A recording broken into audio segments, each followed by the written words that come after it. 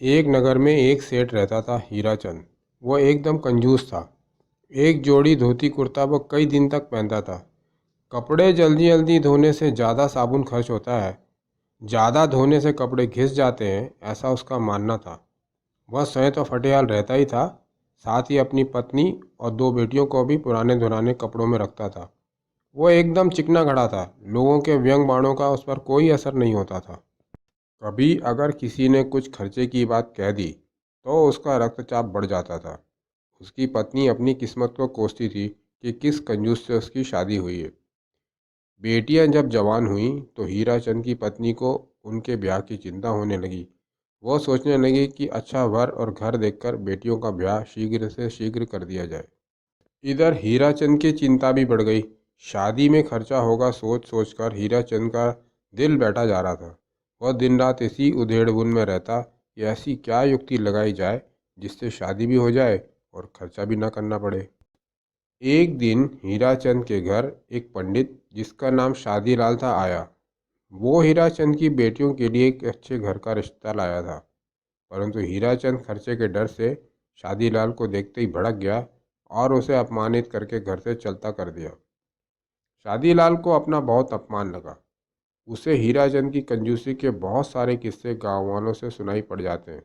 वह मन ही मन निश्चय करता है कि हीराचंद को सबक सिखाकर रहेगा।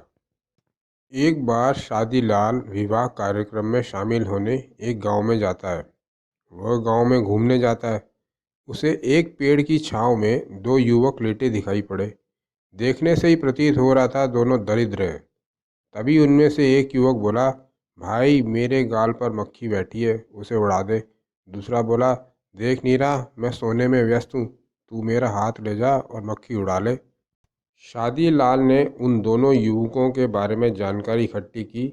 उसे पता चला दोनों इस गांव के धनवान किसान के बेटे हैं। दोनों एक नंबर के आलसी, कामचोर और धन उड़ाऊ हैं।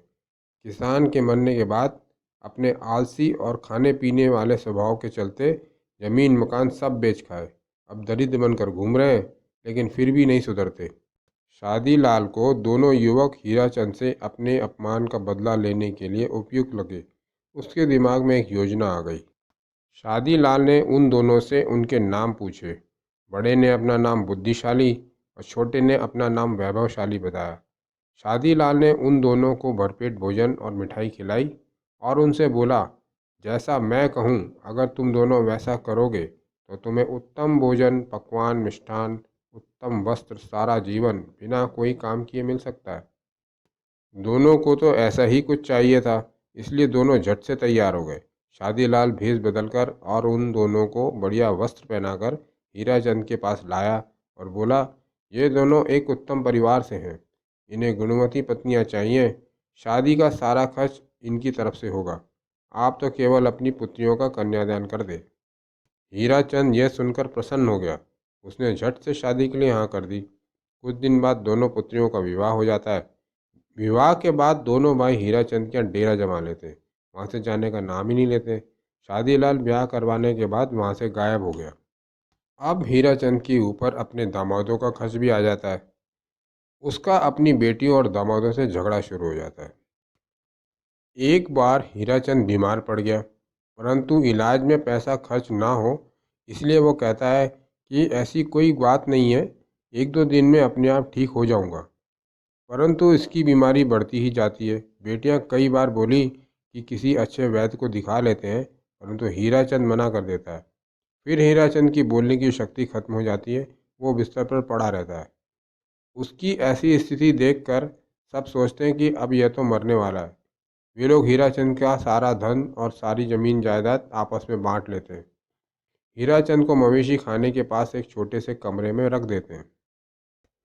एक दिन शादीलाल हीराचंद के सामने अपने असली रूप में पहुंचता है और बोलता है, तुमने अपनी कंजूसी के कारण मेरा अपमान किया था। देखो मैंने अपने अपमान का बदला लेने के लिए तुम्हें दो आलसी और निकम्मे दामाद दिए। देखो तुम्हारी क्या दुर्दशा हो गई है। शायद अब तुम्हें अकल आ गई होगी।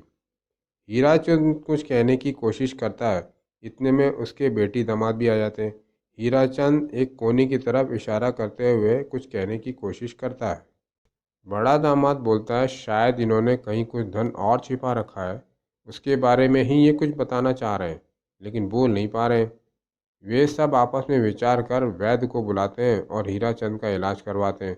वैद्य की दवाई से कुछ दिन में ही हीराचंद की बोलने की शक्ति वापस आ जाती है। तब शादीलाल के सामने सब बेटी दामाद हीराचंद के पास इकट्ठे होते हैं। बड़ी बेटी पूछती है, हाँ पिताजी, आप उस दिन कोने की तरफ इशारा कर कुछ कह रहे थे। आप क्या बताना चाह रहे थे? वहाँ कुछ धन रखा हुआ है क्या? हीराचंद बोलता, अरे मैं तो ये कह रहा था कि कोने में पड़ी झाड़ू को गाय का बछड़ा चबा रहा है। दूसरी नई झाड़ू खरीदने में नाहक ही पैसे खर्च होंगे, पर तुम लोग कुछ समझे ही नहीं। बेटी और दामाद आवाक से खड़े रह जाते हैं। शादीलाल अपना सिर पीट लेता है। वो समझ गया हीराचंद एकदम चिकना घड़ा है। उस पर कोई असर नहीं होता। उसे कोई सबक नहीं सिखाया जा सकता।